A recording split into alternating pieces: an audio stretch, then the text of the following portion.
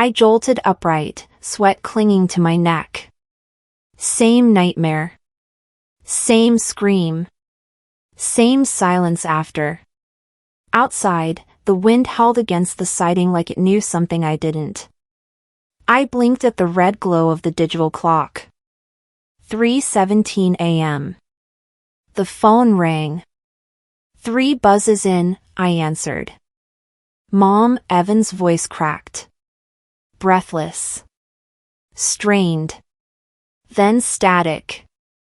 Evan? I whispered, heart already racing. A shuddering inhale. They're saying, Mom, I didn't. In the background, a muffled voice, a man's. Low, threatening. Who's with you? I demanded, fully alert now. More static. A sharp sound, like something dropped. Then. Don't let him. Evan's voice was cut off. Silence. The line went dead. I stared at the screen. Call ended. No callback. I didn't pause to think.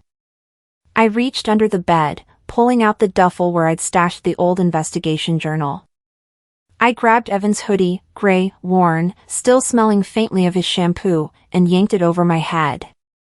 I was already in the car before I noticed my hands shaking on the wheel. Have you ever heard a voice in the dark unknown? It wasn't just fear talking. The snow thickened as I turned onto Route 9. Headlights blurred against the swirling white. My fingers clenched tighter around the steering wheel. Voices echoed in my head, not from the phone. From years ago. You broke the whole case with your gut. And got it wrong. He lost his job because of you, Liana. She reads too much into things. Always did. That last one came from Renee. Always polished, always in control. Always better. I used to be trusted. Respected. Before I got it wrong. Peterson. 15 years old. Said her stepfather was hurting her. I believed her. No one else did. Not until it was too late. They said I was emotional. Unstable.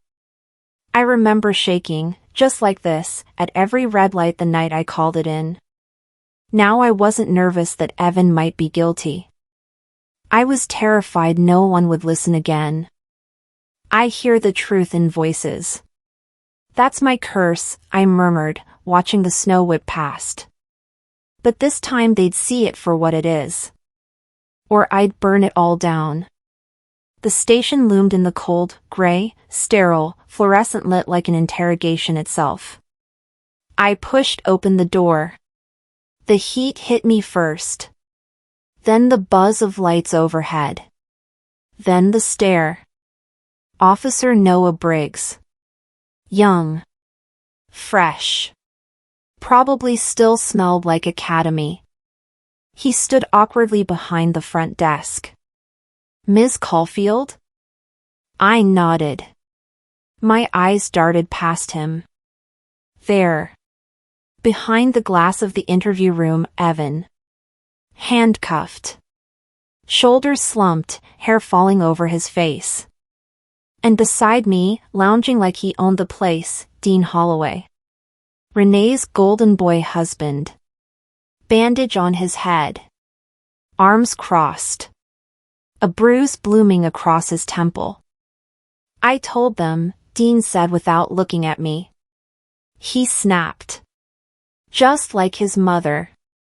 The rage crawled up my spine but never reached my lips.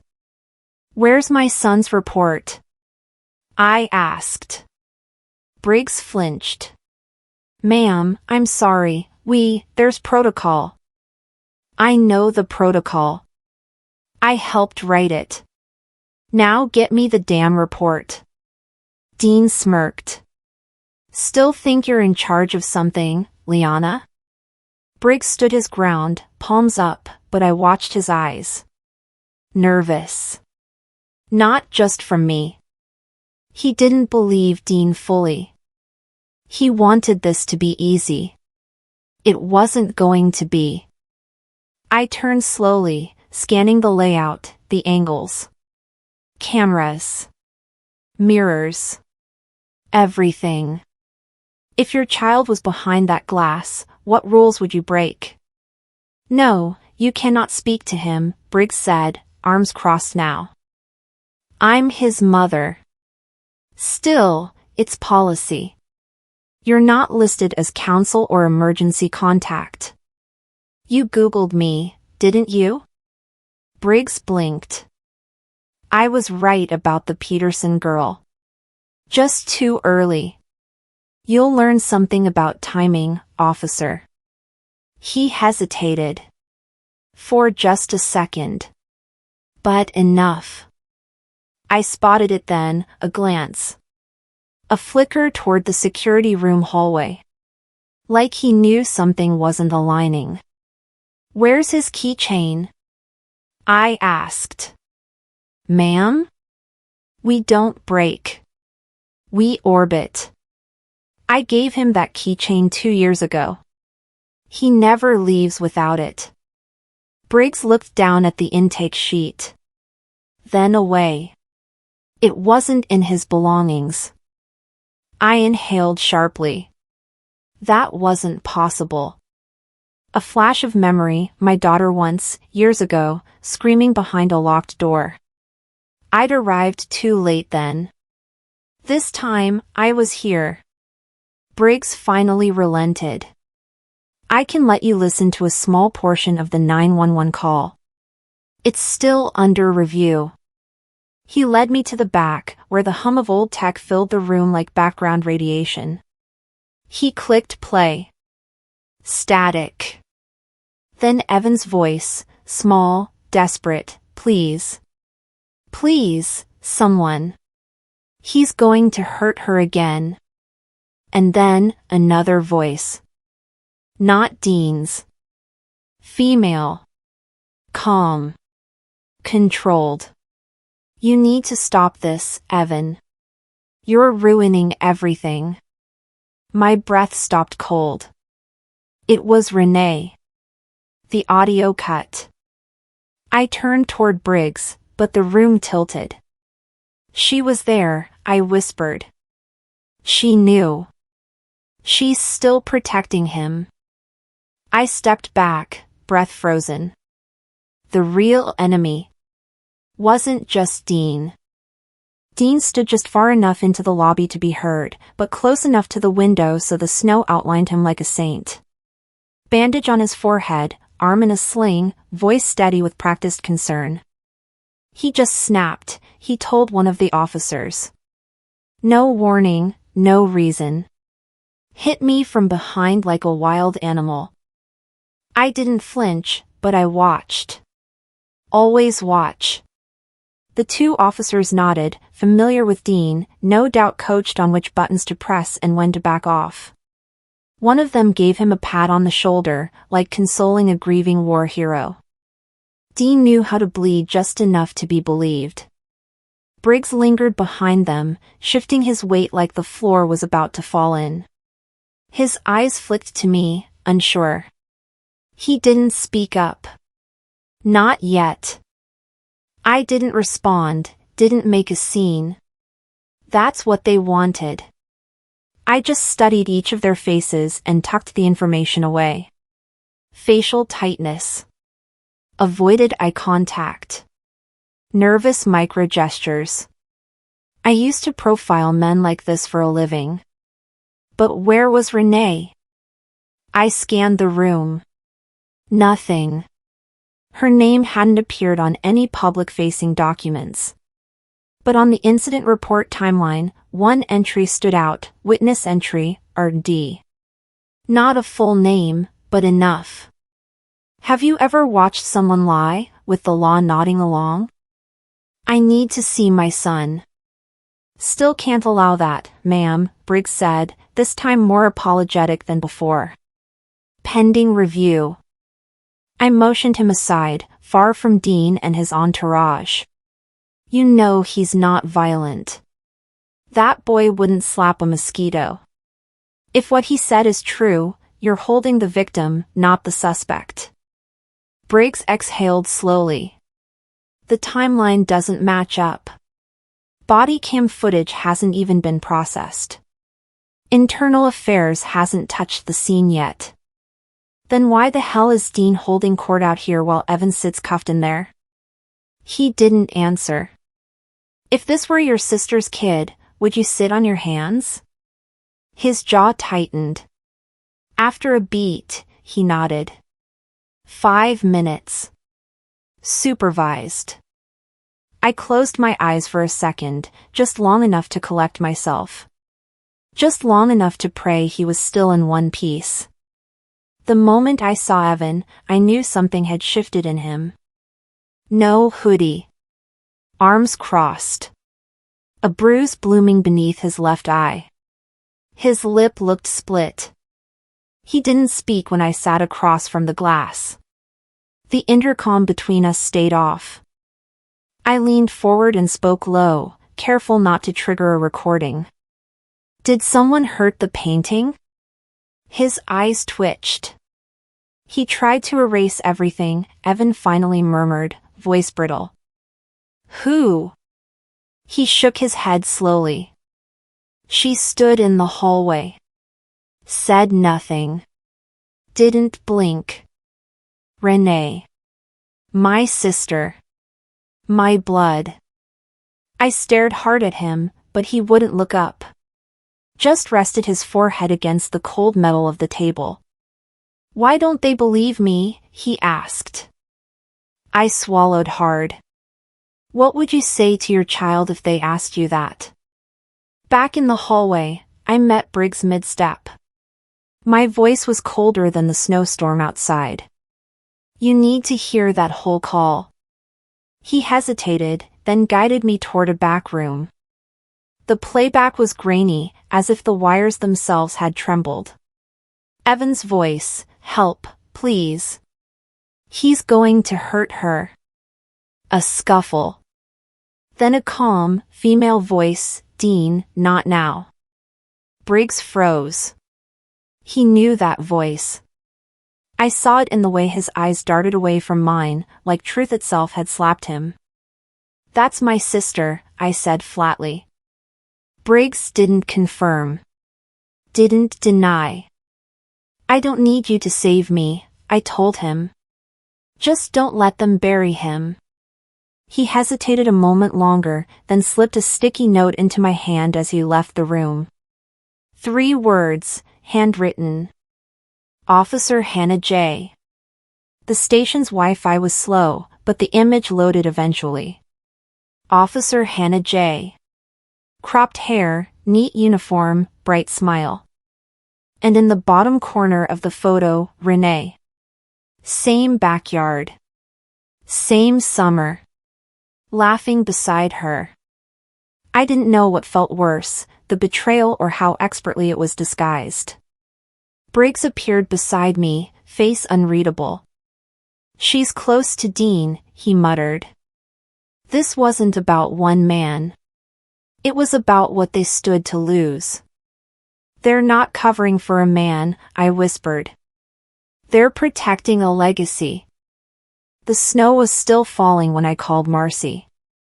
She picked up on the 3rd ring, groggy but alert, her voice carrying the kind of edge people get when they live too close to other people's damage. It's Liana. I need a favor. The line went quiet, then a long sigh. This about the fight in the lot? Yes.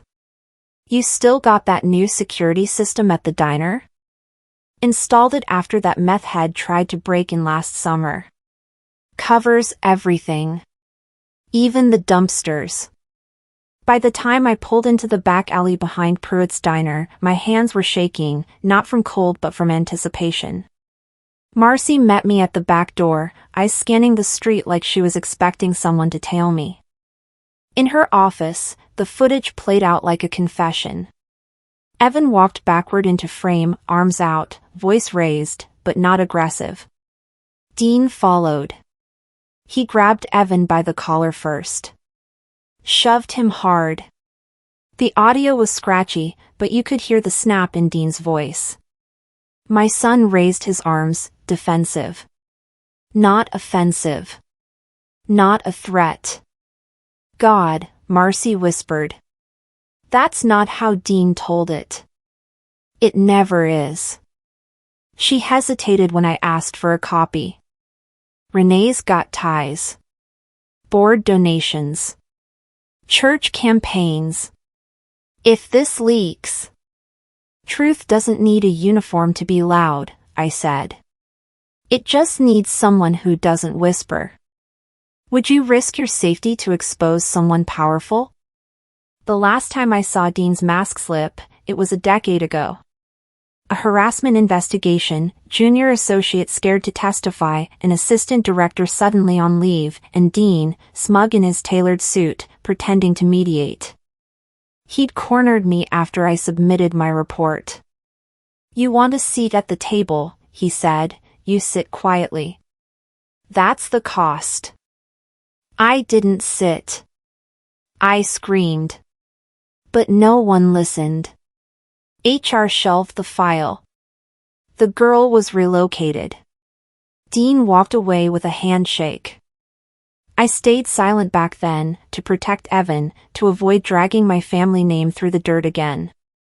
But silence has a way of turning into rot. Now that rot was choking my son. Dean's power wasn't his badge or his charm, it was his ability to edit the story while others nodded along. Not this time. Briggs leaned against the precinct wall like the whole building was on his shoulders. When I approached, he didn't look up, just held out his phone. A text from a blocked number, stay neutral. This isn't your hill to die on. He thumbed through a few more messages. One stood out. He covered for my cousin. DUI, 3 years ago. Never hit the record. I folded my arms. He always collects later. You know that, right? Briggs nodded, jaw clenched. You're halting all charges. Effective immediately. Mr. Caulfield is to be released pending full investigation. Dean didn't flinch. He smiled. One video doesn't erase loyalty. Evan walked out minutes later, pale but upright. His eyes locked on Dean. You said that to Mom too, didn't you? Dean's smirk froze. Behind us, from a nearby desk, the leaked 911 call echoed on a speaker, Evan's whisper, the scuffle, and Renee's voice. Only a sliver. And what slivers hide often cut deepest. The hospital smelled like antiseptic and exhaustion. Evan lay beneath pale blue sheets, face turned toward the window where the world outside kept snowing, indifferent. The doctor stood beside the bed, flipping through the chart with a face that had seen too many quiet horrors. These didn't happen all at once, he said gently, tracing a finger along the x-rays. Old fractures here, ribs, right forearm. Healed wrong. A few scars. It's a pattern. A pattern. The word hit like a hammer. I stared at the images, white lines where bone had mended without help. My throat burned, but no tears came. Shame wasn't something you cried through, it was something that sat in your lungs and waited. The doctor placed a hand on my shoulder. We'll document everything. But this goes back a while, Mrs. Caulfield. When he left, I sat beside Evan's bed. Neither of us spoke. The clock ticked loud enough to feel cruel. He finally whispered, I didn't want to break you again. I reached for his hand, but he kept it folded against his chest. Have you ever stayed silent to protect someone you love? The door flew open. Renee entered, coat half-draped, perfume slicing through the sterile air. What have you done now? She snapped, not at Dean, but at me. Nice to see you, too, I murmured. She marched to Evan's bedside. "You're making this worse, sweetheart. Dean said you lost your temper. I told him you just get that from your mother." "Enough," I said quietly. She turned, eyes flashing. "Don't start this. You've always had a flair for performance, Liana. Even when it cost us our family." I stood, the same calm that once cost me everything now steady in my chest. "And you've always had a talent for dressing silence in pearls." Her lips curled. "You think bruises make you right? Kids play rough. He's athletic, isn't he? This could be from sports." Evan flinched, his voice cracking. "You saw it." Renee's eyes darted to the nurse entering behind her, and her tone softened, smooth as glass. "He's confused. The trauma. You know how that goes." The nurse hesitated, glancing between us. The tension was thick enough to vibrate the air. Security was quietly called. They didn't interfere, but the message was clear: any louder and the scene would go public. Renee smoothed her hair and smiled like nothing had happened. "Get some rest, darling. Then, to me, you've done enough." Later, a nurse found me in the hallway near the vending machines. Her badge read Claudia. She looked around before speaking. "I wasn't supposed to say anything," she whispered, "but I've heard them.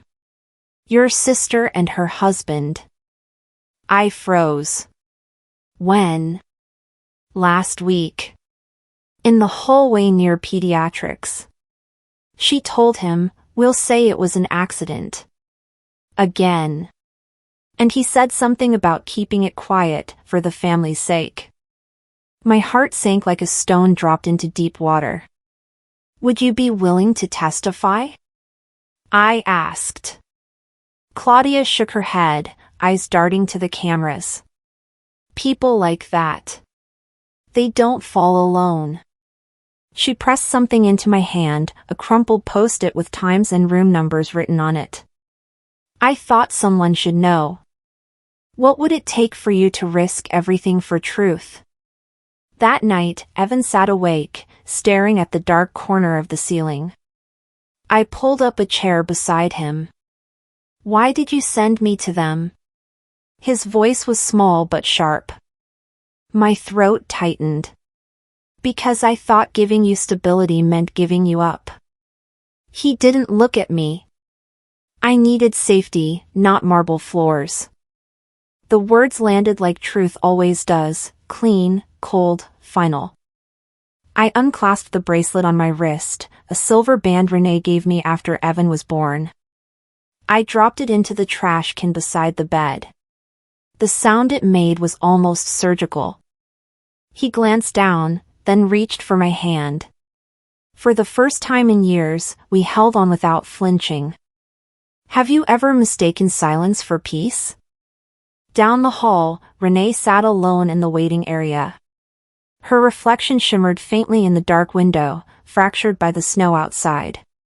She unfolded a thin hospital document, patient report, preliminary notes, then tore it slowly in half.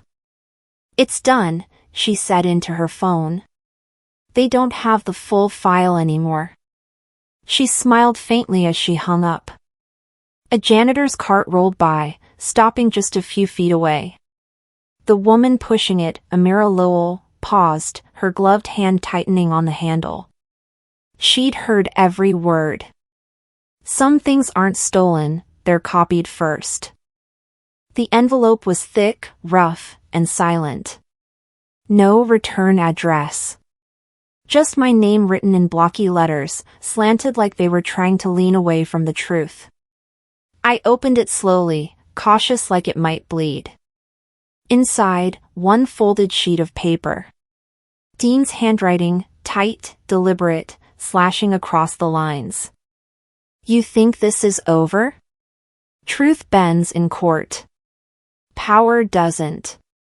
No direct threat. Just enough venom between the curves of each sentence to remind me he was still playing. From prison. Still playing. I locked the door.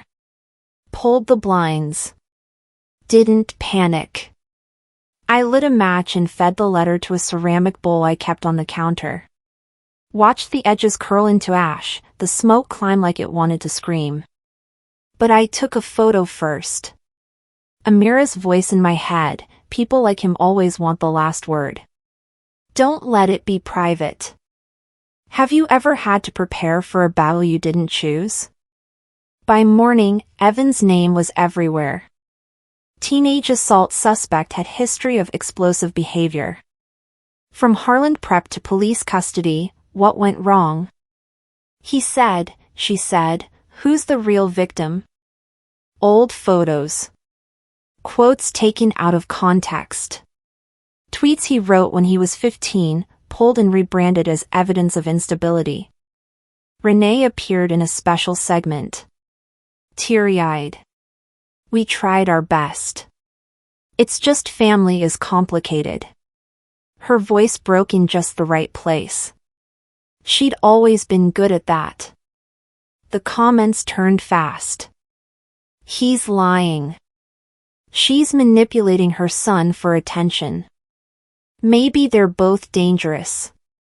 I sat at the kitchen table, Evan across from me, his fingers tracing the rim of his water glass like he could turn back time with just the right rhythm. I said nothing until he looked up. They're going to believe them, aren't they? Some will, I said. But not all.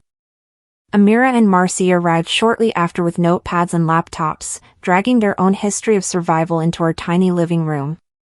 We started building the only thing that could survive fire, truth told loud. Evan paced. Do we have to do this? We don't have to do anything, I said. But we can. He looked at me. Pale under the bruises, hoodie too big, eyes too old. We've already lived in shadows, he said. We began outlining the story, what we could say without legal blowback, what could be supported by documents and witnesses.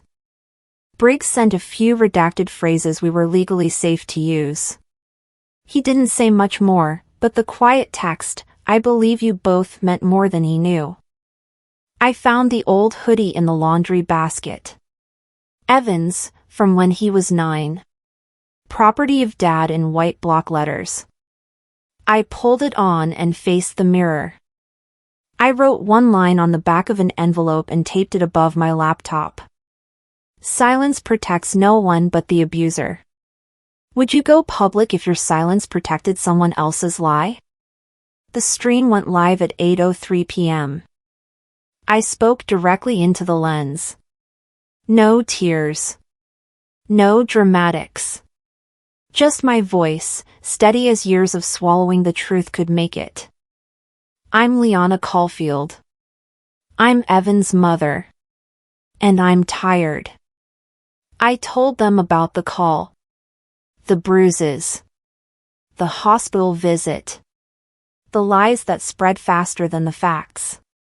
Midway through, Evan sat beside me, placed his hospital wristband on the table like it was a badge. He said nothing. He didn't have to. I read parts of Dean's letter, replacing names with titles, masking identities that didn't deserve protection, but leaving the intent bare. The comments rolled in. She's faking. I believe her. Why now? Stay strong. You're saving lives. I didn't flinch. This isn't revenge, I said at the end. This is release. By midnight, the hashtag Harland Protocol was trending. People were sharing their own stories, demanding policy change, calling for deeper investigations. The courthouse buzzed like a hornet's nest. Flashbulbs. Shouting. Paperwork flying like confetti laced with pain. Inside, Renee's posture was perfect. Her hands folded, makeup flawless, mask secured. Then, From the third row, a voice rose, "We were wrong. He deserved better." Miriam Drayton. My mother. The room stilled. Renee stood without a word and walked out. Her heels didn't click. They thudded. Like endings. The judge didn't smile. Just nodded once. "We will open a full inquiry into Mr. Holloway's prior sealed cases." Effective immediately. Amira leaned over and whispered, "This isn't the end. But it's a beginning." That night, back at home, Evan found the voicemail on an old phone, the one left recording by accident during the police station chaos. He pressed play. Static. Footsteps. Then faint, like a shadow's whisper. "You didn't think I'd let it go, did you?" He froze. It wasn't Dean. When the past speaks, you have to decide whether to run or answer. It began as a whisper. Evan's laptop clicked to life sometime after midnight, a soft mechanical sound breaking the stillness of the living room. I was on the couch, too tired to sleep, too alert to rest. I moved closer. The backup folder had auto-opened. A voice, garbled and drowned in background static, came through the speakers. Screams. Shuffling. And then, clear, like glass breaking underwater. "I warned you. Don't make me tell them." I sat bolt upright. A woman. Not me. Not Renee. But familiar. Haunting. I replayed it. Slowed it down. "Don't make me tell them." I sent it to Amira with one line, "Find her." Later that morning, Noah cross-referenced old arrest logs. One name showed up 3 times, Claire Drayton. A cousin once placed with Renee and Dean for 6 months during a foster rotation. Sealed juvenile records. But the gaps told their own story. What would you do if the evidence whispered the truth no one dared say aloud? 3 days later, a letter arrived in a plain white envelope with no return address. Handwritten, slanted, shaky. "Dear Ms. Caulfield," it began, "I watched your live stream from a corner bed at the Kennedy Street Women's Shelter. I hadn't said my name out loud in 4 days. But that night, I did. It was signed simply, Teresa M. I didn't have the words for what happened to me. You and your son gave them to me. You gave language to a pain I never thought could be named." Folded inside the letter was a keychain. A cheap plastic heart, but on it were engraved the words, "Be loud. Be loved." I sat at the table and let the tears fall silently. Evan took the letter, read it once, and pinned it to his bulletin board beside a courtroom sketch someone had mailed him. A symbol. A signal. A beginning. It started with one email from a local congresswoman. "My constituents want to know more about this Harlan Protocol." We hadn't called it that. But they had. The internet. The people. Amira drafted the proposal. A real one. Legal language wrapped around painful truths. A framework for mandatory reevaluation in domestic abuse cases, especially where family relationships and institutional bias intersect. Briggs agreed to testify. Quietly. Carefully. His voice wavered at first but steadied when he said, "We were trained to trust certain faces more than others. That has to change." Public support surged. Retired veterans. Single parents. Former social workers. Survivors. The people who never made it to headlines. When the county passed the protocol unanimously, Liana stood on local TV in that same hoodie and said, "This started at a kitchen table. It belongs to all of us now." The porch swing creaked again, rebuilt and painted fresh. It held both weight and memory. Evan sat there with a friend from school, laughing about something I didn't hear. The laughter was loose. Real. Like exhaling after years underwater. Marcy stopped by with a foil-covered tray. "Brownies," she said. "Nothing fancy. Just gratitude with walnuts." I smiled and took them. Inside, the hoodie that read "Property of Dad" hung in a shadow box over the fireplace. Framed in wood I'd sanded myself. I visited the Kennedy shelter once a week now.